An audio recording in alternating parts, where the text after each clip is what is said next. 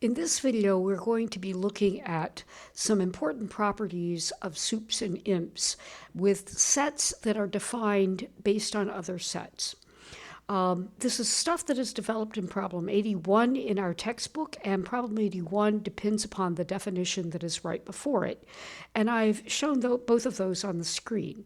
You should stop the video, copy both the definition and Problem 81 down in your notes, and please note that there is a typo in the definition, and I have shown the correction in the stuff that you're looking at. So hopefully you've done that. It's important to realize that this m plus n should read s plus t, and we're going to define the sets CS and S plus T in the obvious way. CS is just going to be multiply every element of S by the number C, and S plus T is going to be add every element of S to every element of T. In this video, I want to concentrate on looking at parts A and B of Problem 81 because they are really two cases of the same problem, of what happens to the inf or sup of the set CS in terms of the sup or inf of S itself. And because of the way inequalities work, it breaks into two cases based on whether or not C is positive or negative. So because I don't want to be cramped, I'm going to move on to the next panel for looking at the proof. So in part A, we've got S as a point set, and we know that the sup of S exists, and C is bigger than 0, and we're wanting to show that the sup of C times S is C times the sup of S. Well, here's how we're going to get started on the proof. First of all, I'm going to let P be the sup of the set S.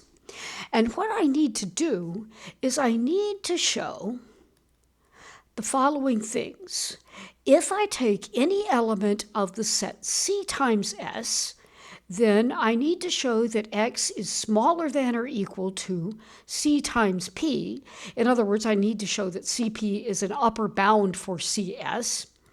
And I also need to show that if y is any number that is strictly less than CP, then there exists some element that I'm going to call x hat inside the set CS such that y is less than x hat, and x hat is less than or equal to CP. This is going to say that no element, no number that is less than CP is an upper bound, and that says that CP is the sup of the set. So this is enough to show that CP will be the sup of the set C times S. Now notice there are two parts of this. We have to first of all show that CP is an upper bound, and then we have to show that nothing smaller than CP is an upper bound. So the first part, I want to show CP is an upper bound for the set CS.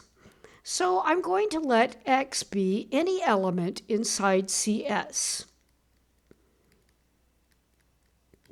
That means that X can be written as C times little s for some little s inside capital S.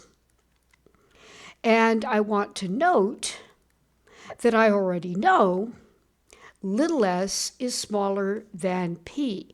And that's because on this number line, P is the sup of set S, so little s has to be below P. I also know that C is bigger than 0, so that tells me CS is smaller than CP. And this is going to be true for all CS inside the set C capital S, since I picked that X to be an arbitrary element. And hence I know that CP is an upper bound for the set C times S. Now I need to think in terms of why is it the least upper bound. So in other words, I now need to show CP is equal to the sup of CS. And the way I'm going to do this is I'm going to show that if y is smaller than CP, then y is not equal to an upper bound. In other words, there is no upper bound that is smaller than CP. So how am I going to do this? Well, we will let y be less than CP. Since C is bigger than 0, that will tell me that y divided by C is less than CP divided by C, and that says y is going to be less than, y over C is going to be less than P. Now, I want to observe that P is the sup of the set S, and y divided by C is strictly less than P. So there does exist an S hat inside set S such that we have y over C is less than S hat is less than P. If I put this on a number line, what I'm looking at is this kind of a thing. Here is P, the sup of S. Here is y over C, and that means there does exist an S hat in here. And so that's what this stuff is saying. But now I want to look at that particular inequality.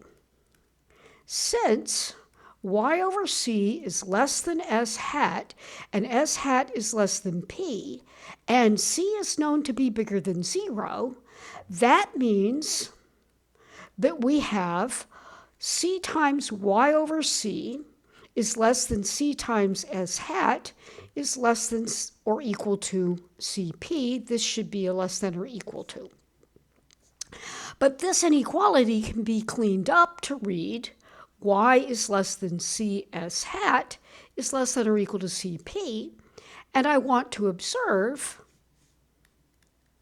that we know that C times S hat is indeed an element of C times S, since S hat is indeed inside S. And what that means is that y is not an upper bound for the set CS whenever y is less than P. And that's enough to conclude that CP, that's enough to conclude that CP is indeed the sup of the set C times S. And that concludes the proof of part A. We'll look at the proof of part B in the next video.